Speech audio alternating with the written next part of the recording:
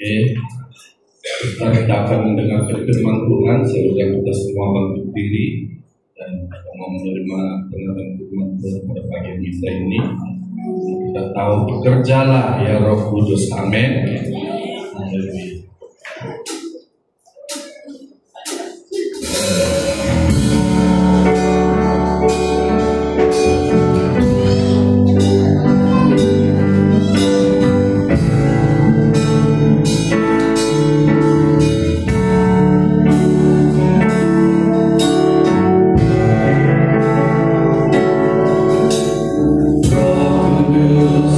Hadir di sini.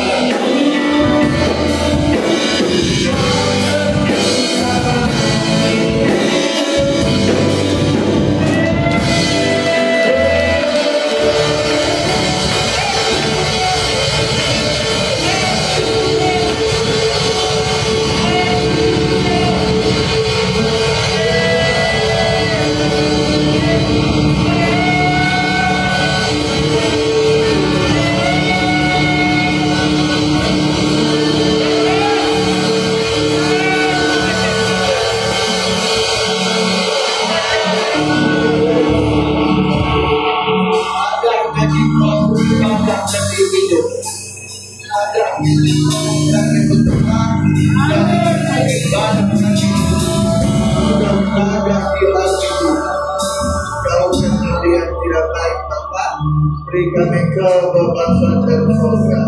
Makasih Roh Kudus, makasih. Buka hati kami mau menyambut firman-Mu. Nama Yesus, haleluya. Amin.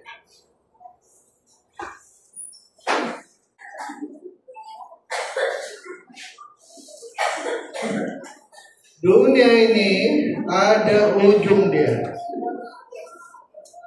akan berakhir. Terus macam mana dunia ini berakhir? Haleluya. Akhir zaman Tuhan akan datang ke dunia ini, memisahkan orang jahat dari orang benar. Itulah akhirnya. Terus orang jahat dibawa masuk mana? Nah, kita baca dulu cerita ini. Injil Matius 13 47. Matius 13 47. Demikian pula hal Ya. itu umpama pukat dilakukan.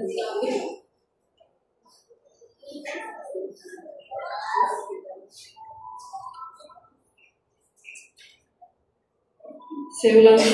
Ya. Demikian pula hal kerajaan sorga itu Ya. seumpama pukat yang dilakukan yang dilabu orang, lalu mengumpulkan berbagai jenis ikan. ya, Setelah penuh, ya, pukat itu pun diseret orang ke pantai. ya, Lalu duduklah mereka dan mengumpulkan ikan yang baik ke dalam pasu, ya. dan ikan yang tidak baik mereka buang. Demikianlah juga pada saat Akhir zaman malaikat akan datang memisahkan orang jahat dari orang benar. Orang jahat dari orang benar. Terus, Lalu mencampakkan orang jahat ke dalam dapur api. iya. Sanalah akan terdapat ratapan dan bertakan gigi. Ayat ini kena dengan pengangkatan. Oh, ikan baik, orang baik diangkat oleh Tuhan menjadi mempelai. Orang jahat ditinggalkan di dunia ini. Akan masuk aniaya antikris. Jadi cerita ini betul-betul membuka akal kita. Karena manusia semua harus dengar firman. Kenapa manusia harus dengar firman? Ada dua sebab. Pertama-tama, manusia harus mendengar Injil. Sesudah itu, kesudahannya kata Matius pasal 24 ayat 14. Dan Injil kerajaan ini Iya, akan diberitakan di seluruh dunia iya. menjadi kesaksian bagi semua bangsa. Sesudah itu, nah, barulah tiba kesudahan. ukurannya adalah Injil. Kalau Injil telah sampai ke seluruh dunia, maka kesudahan sudah tiba. Kalau begitu, Injil ukurannya. Kira-kira hari ini Injil telah sampaikan. Boleh jadi, boleh tidak. Bahkan di gereja pun ada orang belum dengar Injil. Betul lah. Karena ada para pendeta menyampaikan firman bukan dari firman, kan dari Injil. Contohnya di Tabau sini ada gereja yang bilang gereja orang lain berdosa, gereja dia tidak berdosa. Ini bukan Injil ini. Nah, ada lain gereja sesat, gerejanya tidak sesat. Ini bukan Injil. Ini Injil yang salah. Di banyak para pendeta payotan menyampaikan firman, tapi Injil ini akan sampai seluruh dunia. Inilah pukatnya adalah Injil. Seluruh dunia terus sampai, nggak ada sebabnya manusia bilang saya belum dengar Injil. Karena Injil itu bukan saja pukat, tapi juga hakim. Hakim menurut Yohanes 12:47. Haleluya. Dan jikalau seorang mendengar perkataanku, Iya. tetapi tidak melakukannya, Iya. aku tidak menjadi hakimnya. Dia sudah ada hakimnya Sebab aku datang bukan untuk menghakimi dunia, untuk menyelamatkan dunia. melainkan untuk menyelamatkannya. Iya. Terus Barang siapa menolak aku dan tidak menerima dia perkataan, sudah ada hakimnya. dia sudah ada hakimnya, Firman yang kita dengar. yaitu firman yang telah kukatakan, Iya. itulah yang akan menjadi hakimnya. Jadi bukan ini Injil sekaligus hakim kepada kita. Tidak ada sebabnya kita bilang saya belum dengar Injil, belum lagi. Nah itu sebabnya kita belajar, rajinlah datang kebaktian. Karena di kebaktian ada Injil disampaikan. Lalu dengan harapan kita berharap ada urapan roh. Karena urapan membuat Injil itu hidup. Dia hidup menyentuh hati manusia. Haleluya. Kembali kita membaca tadi Matius 13:49. Demikianlah juga pada akhir zaman. malaikat-malaikat akan datang, Iya. memisahkan orang jahat dari orang benar. Ayat 48. Setelah penuh, Iya. bukan itu pun diseret orang ke pantai. Iya. Lalu duduklah mereka Iya.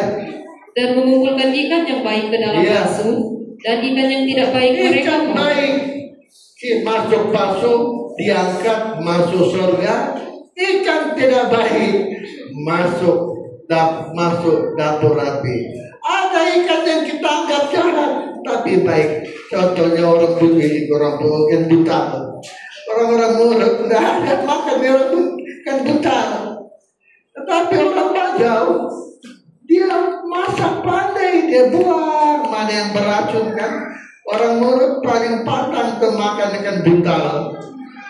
Tetapi waktu raja datang baru-baru nih, raja yang agung kita yang lalu, ada orang Bajau masih kan ada apa? Dayang, orang Bajau pakai dayang. Ikan apa ini? Ikan buntal. Saya sudah ambil banyak, saya masuk balik. Orang murid paling pantang, takut makan ikan buntal. Ada racun. Orang Bajau pandai masak ikan buntal. Jadi berdasarkan ayat 2 ini, kita harus menjadi baik. Itu saja caranya. Kita harus menjadi baik. Macam mana kita menjadi baik? Nah, inilah persoalannya. Macam mana kita menjadi baik? Kalau kita membaca dalam Amsal Sulaiman pasal 20 ayat 6. Amsal Sulaiman pasal 20 ayat 6. Banyak orang menyebut diri baik hati, Banyak orang menyebut dia baik hati. tetapi orang yang setia, siapakah menemukannya? Artinya orang setia itulah orang baik. Orang setia beribadah, orang baik yang tidak tinggalkan Tuhan, yang selalu setia beribadah. Semua ibadah kita ikut kecuali yang terlalu jauh. Kalau dekat-dekat saja, kenapa tidak mau datang? Kehadiran kita dalam ibadah itu kesetiaan. Itulah menunjuk kita baik di hadapan Tuhan. Nah, itu sebabnya setia itu jangan dianggap kecil. Jangan. Setia itulah tanda orang baik. Kadang-kadang kita ya maklumlah pada banyak masalah. Hal kecil kita tinggalkan kebaktian. Jangan. Di kebaktian itulah ada firman. Karena ada dua sarana membuat kita menjadi baik. Pertama-tama firman. Kedua roh. Kita baca firman dulu. Dalam 2 Timotius pasal 3 ayat 16. 2 Timotius pasal 3 ayat 16. Segala tulisan Pasal 3 atau pasal 2 ayat 3. Ya. Segala tulisan yang diilhamkan Allah Iya. memang bermanfaat untuk mengajar, untuk menyatakan kesalahan, terus, untuk memperbaiki kelakuan, iya, dan untuk mendidik orang dalam kebenaran. terus, Dengan demikian, iya, tiap-tiap manusia kepunyaan Allah iya. diperlengkapi untuk setiap Supaya perbuatan. kita menjadi baik. Baik saja tidak cukup, ditambah setia. Baru baik kita itu menjadi benar. Baru baik kita itu menjadi benar. Cobalah jemaat Alum Tawo, Alum Keke belajar dari cerita ini. Coba usahakan datang ke kebaktian dari kelompok sel. Kadang kita dekat saja pun kita tidak boleh hadir. Padahal kesetiaan kita itu tanda kita orang baik. Itu menunjukkan kita orang baik. Banyak orang menyebut baik, tapi kesetiaan tidak ada. Itu tidak benar. Setianya kita tanda kita orang baik. Saya mau dibaca ulang. Amsal Sulaiman pasal 20 ayat 6 kita baca bersama-sama. 1, 2, 3. Banyak orang menyebut dirinya baik hati, tetapi orang yang setia, siapakah yang menemukannya? Berarti orang setia itulah tanda baik di mata Tuhan. Tanda kita orang baik. Jemaat yang cintai, inilah membuat kita baik. Kalau begitu, kita banyak mendengar, membaca, merenungkan Injil.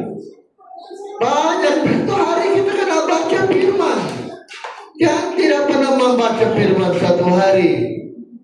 Kalau yang berkeluarga, bacalah pagi, habis berdoa sama-sama, baca firman satu-satu. Satu di berapa satu pasal, baca 5 orang sampai habis. Itu cara kita menjadi baik menurut firman Tuhan. Oke ya. Jadi membaca firman jangan dianggap kecil. Itu membuat kita menjadi baik. Haleluya. Kita pasti didapati baik kalau hidup kita ini hidup suka membaca firman. Haleluya. Yang kedua, cara kita menjadi baik, Roh Kudus saja yang membuat kita menjadi baik. Itu sebabnya urapan Tuhan, firman Tuhan perlunya diurapi. Ujian tadi masuk firman, urapi Tuhan. Macam mana kita diurapi Tuhan? Urapan membuat kita berdoa, lebih duluan kita berdoa. Kata Tuhan kepada murid-muridnya, kamu jangan tinggalkan Yerusalem sebelum aku melengkapi kamu dengan kuasa Roh, kata Tuhan. Kamu berdoalah mereka 10 hari. Yesus naik ke surga 10 hari. Ini yang diamalkan oleh GPDI. Habis kenaikan 10 hari, berdoa, puasa terus, minta Roh Kudus. Diamalkan oleh GPDI. Bolehkah? Bolehlah. Apa salahnya? Tidak apa-apa juga. Haleluya. Coba kita baca ini. Saya mau dibaca 1 Korintus pasal yang ke 1 Korintus pasal 1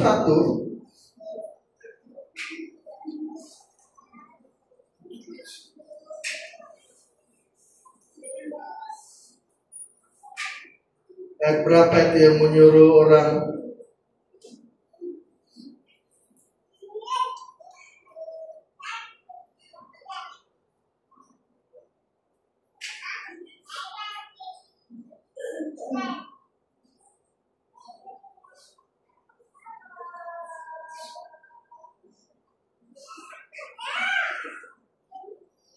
ayat 8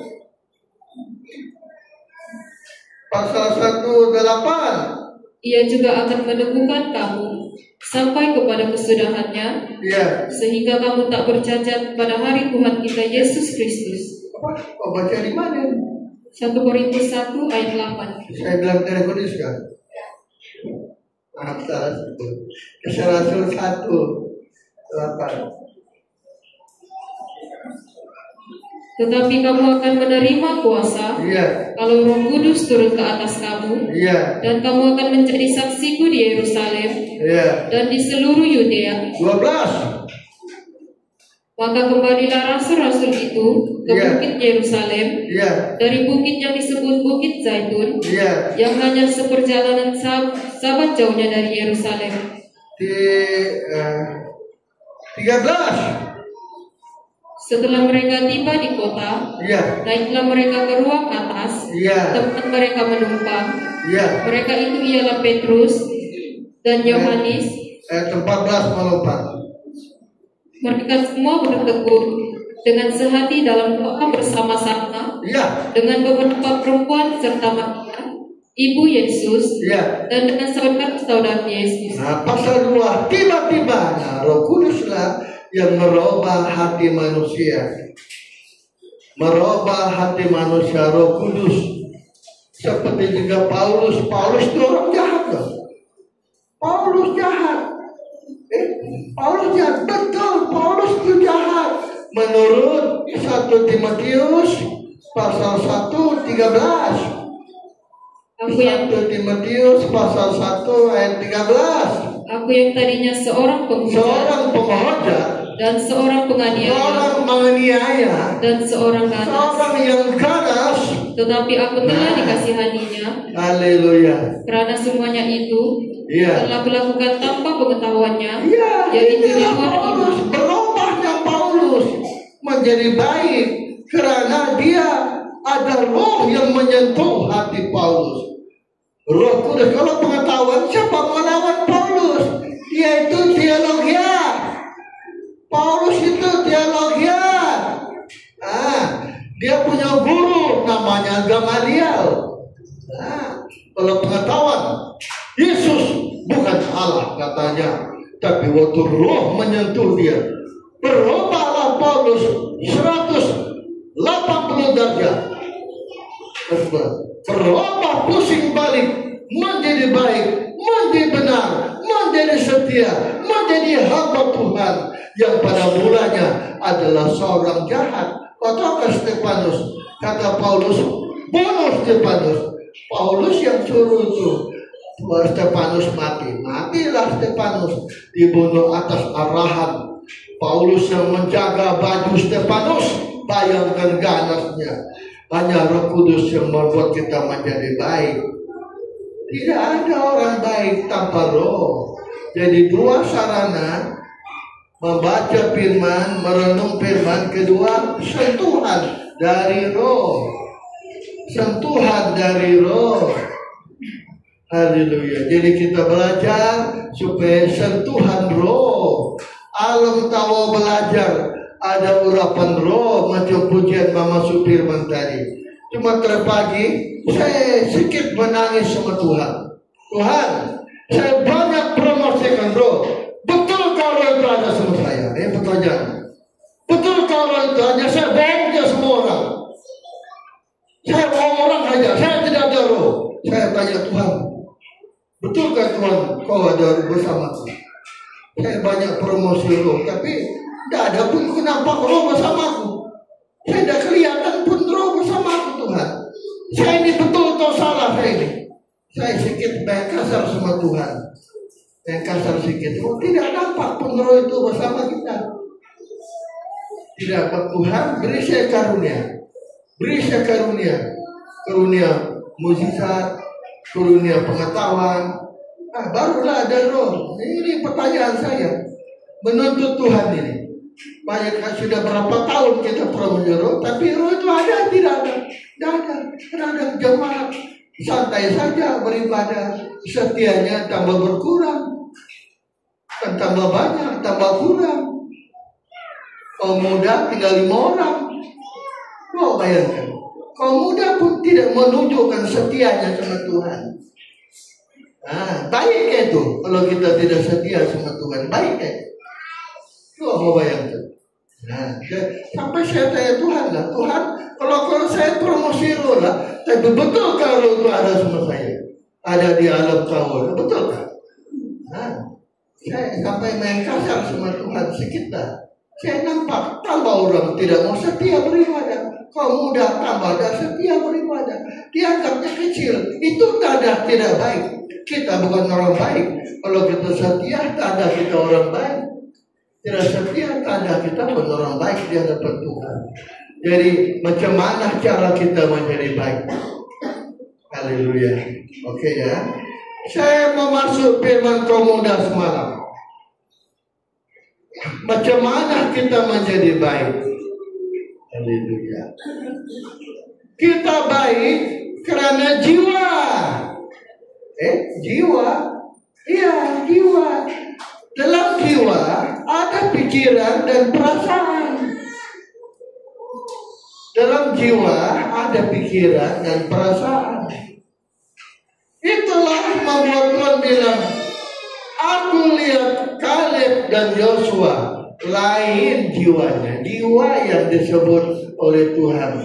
Sementara 12 orang pengintai, 10 berkata jahat, Kaleb Yosua saja yang berkata bilang tidak. Jiwa.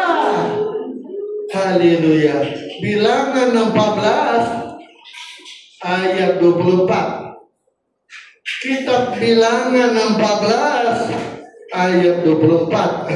Tetapi hambaku Kaleb, karena lain jiwa yang ada padanya. Jiwanya Kaleb, jiwanya Yosua itu agak lain. Kenapa? Mengikut aku sepenuh hati. Terus, dan ia mengikut aku dengan sepenuh hati. Mengikut aku sepenuh hati. Kata Tuhan, inilah membuat kita baik. Sementara 10 pengintai berkata tentang Kanaan itu tidak bagus. Memang negeri itu lipat suruh, tapi kita tidak boleh menang. Di sana ada orang enak, orangnya gagah perkasa. Haleluya. Orangnya besar. Kami ini lihat dia macam belalang. Dia lihat kami pun macam belalang juga. Astaga, menangislah orang Israel. Mereka mau, kita pulanglah kita ke Mesir. Pulang, kita mati di sini, kita pulanglah. Akibatnya jemaat terbagi 3. Ada yang mau pulang ke Mesir, ada yang tinggal di situ, ada yang maju. 30 bulan terbagi. Mulut kita ini besar pengaruhnya, besar pengaruhnya kepada mulut kita ini. Itu sebabnya macam mana kita bicara yang benar yang baik. Jiwa Kaleb, jiwa Yosua itu lain. Dalam jiwa ada pikiran dan perasaan. Kenapa ke orang zaman itu jahat semua? Pikiran, perasaan juga. Pikiran, perasaan. Saya mau dibaca ini. Kejadian 6 ayat 5. Kitab Kejadian pasal 6 ayat yang ke-5. Ketika dilihat Tuhan bahwa kejahatan manusia besar di bumi, kecenderungan hatinya, dan bahwa segala kecenderungan hatinya cenderung selalu membuahkan kejahatan semata-mata. Menyesallah Tuhan membuat manusia. Maka menyesallah Tuhan. Jadi hati kita ini kosong. Hati kita timbul kejahatan dari pikiran, perasaan. Dari pikiran, perasaan kita. Artinya pikiran orang zaman nu, perasaannya jahat semua. Berpikiran, perasaan membuatkan lahirlah keinginan di hatinya. Dan inilah yang dilihat Tuhan, kejahatan orang zaman nu, dari pikiran, perasaan. Mereka pakai mata, sebab pintu jiwa itu mata. Pintu jiwa telinga. Apa yang kita dengar, apa yang kita lihat, makanya kita dilarang lihat yang tidak bagus. Kita kadang-kadang lihat handphone. Orang Malaysia dikaji sudah 1 hari 5 jam lihat handphone. Orang Indonesia 4 jam atau hari. 4 jam paling kurang dia punya masa. Mata kita ini membuatkan pikiran kita rusak, perasaan kita rusak. Pikiran perasaan rusak inilah membuat lahirnya keinginan di hati kita ini. Itulah yang berlaku zaman Nuh. Akibatnya zaman Nuh itu jahat benar, jahat sungguh dengan Tuhan. Aku akan musnahkan manusia, semua akan kubunuh manusia, tidak ada yang binasa. Kalau Tuhan dulu membunuh manusia jahat pikiran, zaman kita sama juga. Sama juga. Coba kita baca terus Kejadian 6 ayat 6 tadi. Maka menyesallah Tuhan bahwa Ia telah menjadikan manusia di bumi. Terus, dan hal itu memilukan hatinya. Pikiran kita ini, kita memilukan hati Tuhan, mendukakan Tuhan melalui pikiran dan perasaan. Akibatnya Tuhan bilang, aku musnahkan manusia. Terus, berfirmanlah Tuhan, aku memusnahkan manusia. Aku akan menghapuskan manusia dari muka bumi, kecuali dia baik, kecuali dia benar, kecuali dia setia. Macam mana kita mau setia? Macam mana kita baik? Macam mana kita benar? Balik kepada pikiran, perasaan. Haleluya. Balik kepada pikiran, perasaan. Zaman Nuh terulang pasti. Kejahatan orang zaman Nuh itu terulang lagi. Hangat hari ini diviralkan tentang ada budak yang dibunuh. Coba kau bayangkan. Macam mana? Bermacam-macam lah. Ada yang dilempar jatuh 3-3. Ada yang kasih masuk isi basuh. Bukan kasih masuk, bukan basuh. Tidak ada itu. Itu cuma spekulasi. Yang benarnya dia dibunuh oleh kawannya sendiri. Gara-gara cemburu. Cemburu punya pasal. Ada laki-laki, sini dia mau sama dia. Dia tidak layan. Ada pula perempuan yang membunuh itu. Dia mau sama laki itu. Nah jadilah, jadi cemburu lah. Akibat, oh potong jalan aku ya. Oh potong jalan aku. Akibatnya dia ditakutkan. Dia yang menghalang cinta. Akibatnya adalah manusia jahat hari ini. Manusia jahat. Saya ingat dulu Along, Pak. Dulu kamu tahu ke Shalom dulu. Shalom penyanyi rindu rindunya. Shalom pun dulu mati dibunuh. Yang membunuh itu boleh cemburu juga. Aduh, rupanya cemburu ini bahaya. Coba kamu cari cemburu tabiat laki di Amsal. Belum cari itu aja. Kita baca dulu tentang cemburu. Cemburu adalah tabiat laki-laki yang ganas, tidak belas kasihan. Kamu cari dulu, tidak ada belas kasihan.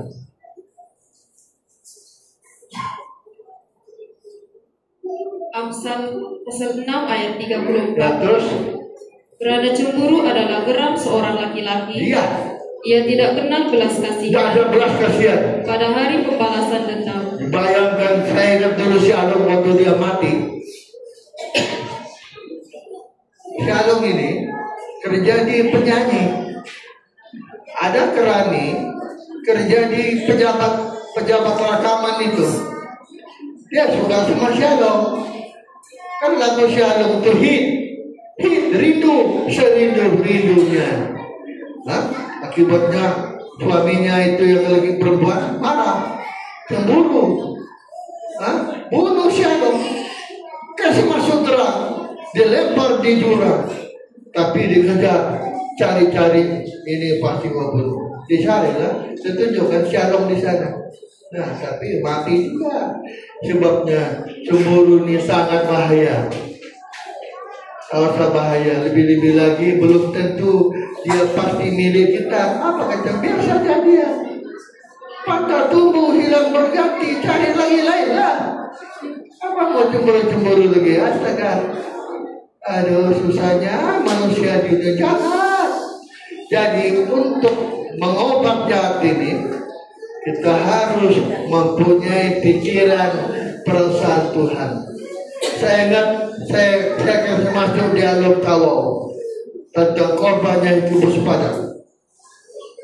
Saya tidak tahu korban lama atau korban baru. Korban lama kalau saya nampak macam belum berapa botak rambutnya. Betul apa dia bilang? Saya heran para pendeta jemaat hari ini tidak mau berdamai. Dan berdamai tidak ada harga kita. Kata itu bersepadan, saya punya bos. Saya bukan tidak setuju. Saya bahkan itu. Karena apabila pikiran perasaan kita, perasaan roh, pikiran roh, tidak ada masa kita selisih paham.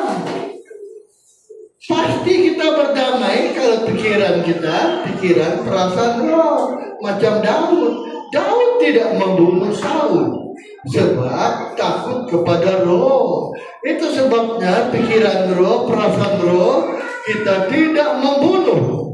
Tidak mungkin kita membunuh. Apalagi macam ini yang perempuan yang dibunuh di Papar. Paling kalau macam Shalom, tidak masalah, tidak apa-apa. Kalau orang tidak sudi, tidak apa-apa. Cari lagi lain daripada kita membunuh orang kan. Astaga, manusia jahat. Kenapa jahat? Pikiran perasaan. Nah, makanya kita hendaklah mempunyai pikiran perasaan Kristus.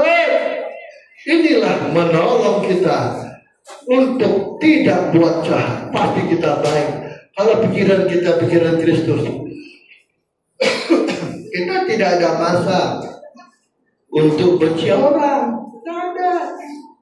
Seperti kau berpadang, tidak mungkin orang tidak berdamai. Saya setuju. Tetapi kuncinya itu pikiran perasaan. Itu sebabnya kata firman dalam Filipi pasal 2 ayat 5. Hendaklah kamu dalam hidupmu bersama menaruh pikiran dan perasaan yang terdapat juga dalam Kristus Yesus. Iya. Contohnya ya, perasaan, pikiran. Selalu saya ambil Daud dan Saul dalam 1 Samuel pasal 24 ayat yang ke-7. Lalu berkatalah ia kepada orang-orangnya. Iya, berkatalah Daud kepada orang-orang dia. Dijauhkan Tuhanlah kiranya daripadaku. Iya. Untuk melakukan hal yang demikian kepada Tuanku. Iya. Kepada orang yang diurapi Tuhan. Sebab dia ada urapan Tuhan, berurapan roh, membuat Daud tidak membunuh Saul. Inilah pikiran perasaan roh. Itu sebabnya kita belajar menyesuaikan pikiran kita dengan pikiran roh, menyesuaikan perasaan kita dengan perasaan roh. Pasti kita berbuat baik, pasti punya. Kita tidak mungkin kita merancang kejahatan kepada orang. Mau berkata jahat tentang orang pun takut. Roh Kudus bersamaku, Roh Kudus hidup. Kalau dia hidup, dia kontrol kita, dia memimpin kita.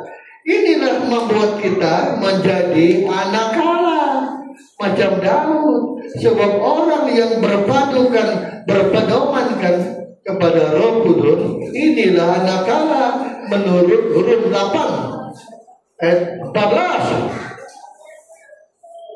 Semua orang yang dipimpin Roh Allah adalah anak Allah.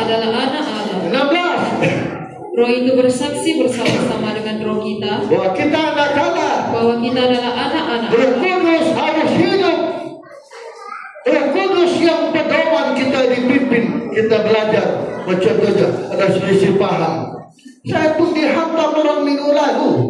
Betul, astaga, saya bilang, aduh.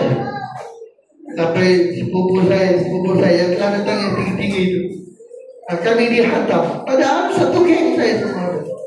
Memang itu si Malik itu juara mabuk. Betul, dia kuat mabuk. Pendeta Daniel juara penipu. Pendeta tapi juara penipu.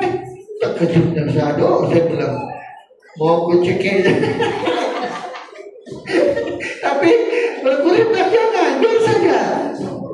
Biar saja, itulah sabarnya kita. Roh Kuduslah membuat kita tidak buat jahat kepada siapapun.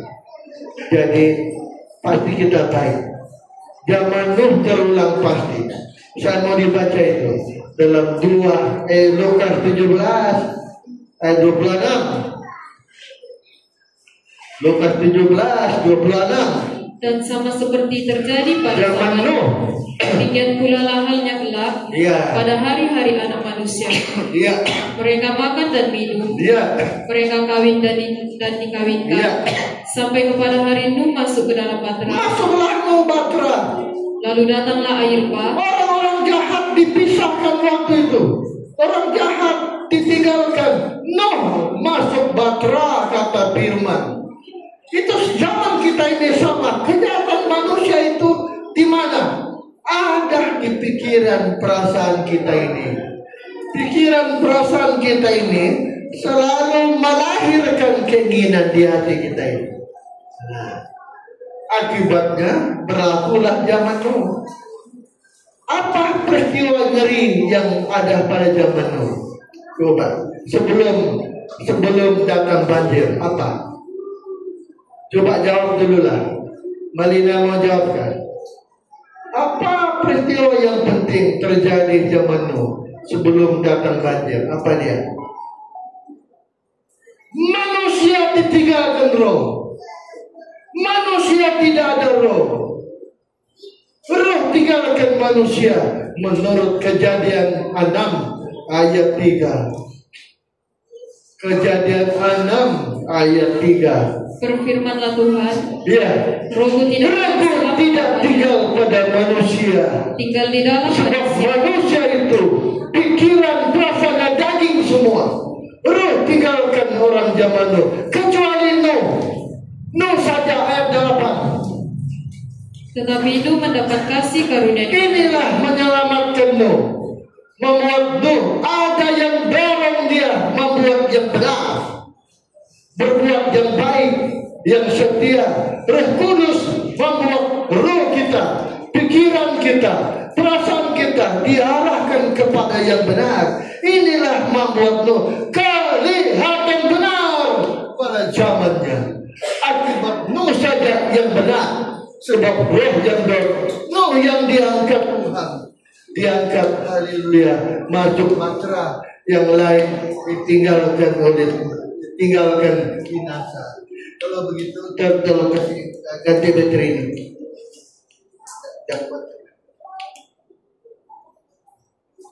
Jadi kita belajar dan kita hilang roh. Roh lah satu-satu membuat kita menjadi benar.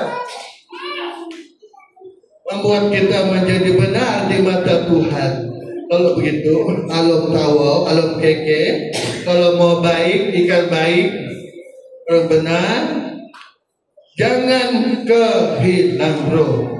Kita harus mempunyai pikiran, perasaan roh. Sesuaikan pikiran kita, pikiran roh. Sesuaikan perasaan kita, perasaan roh. Barulah kita menjadi benar. Sudah tentu alam tawa, alam keke, Tuhan datang. Dipisahkan jahat. Kita tidak mungkin tergolong kepada jahat. Sebab pikiran kita, perasaan kita, pikiran, perasaan roh. Itu saja satu-satu jawaban. Banyak orang bilang, betul, kita punya lagu Sangkur tadi. Kenapa saya bawa itu lagu? Hari Minggu malam ada pendeta regional khotbah itu tentang hilangnya kasih mula-mula. Saya bilang, wah, saya diingatkan Tuhan, saya kena bawa lagu ini. Roh saja membuat kita mengasihi Tuhan. Tanpa roh kita tidak mungkin mengasihi Tuhan. Terus apa yang kita buat kalau begitu? Jawabannya, kita alam tawo, alam keke mestilah dipimpin roh. Tapi macam mana caranya dipimpin roh? Ayo, setakat panggil roh kan? Tidak. Belajar tidak memadamkan, dan tidak mendukakan, dan tidak melawan roh. Melawan roh tidak memenuhi kehendak daging. Roh bersama kita sudah tentu roh mendorong kita menjadi baik. Roh yang mendorong pikiran kita, perasaan kita bertindak yang benar, sudah tentu kita ikan baik. Asal ada Roh Kudus tidak meninggal kita. Semua kita berdiri. Saya mau nyanyi lagu Roh Kudus main E.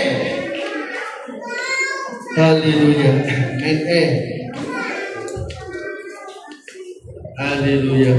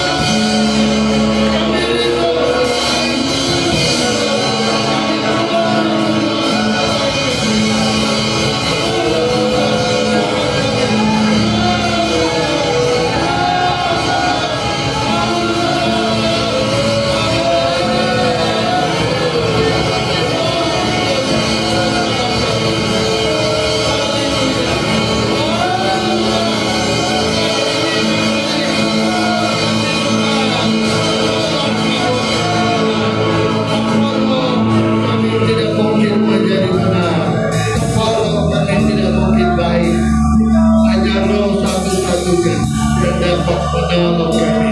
Sebabnya Bapa alam tahu, alam kami yang hadir hari ini. Kudus, kami rindu bersama-Mu.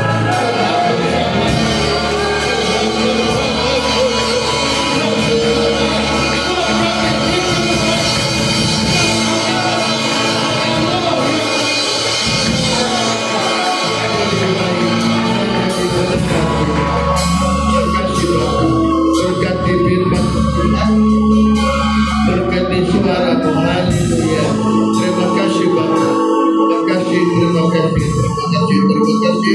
Hidupkan firman sampai alam-alam kami. Roh Kudus senantiasa bersama kami.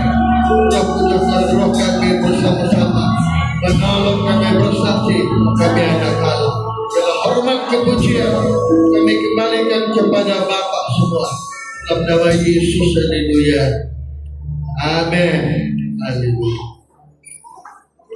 Haleluya.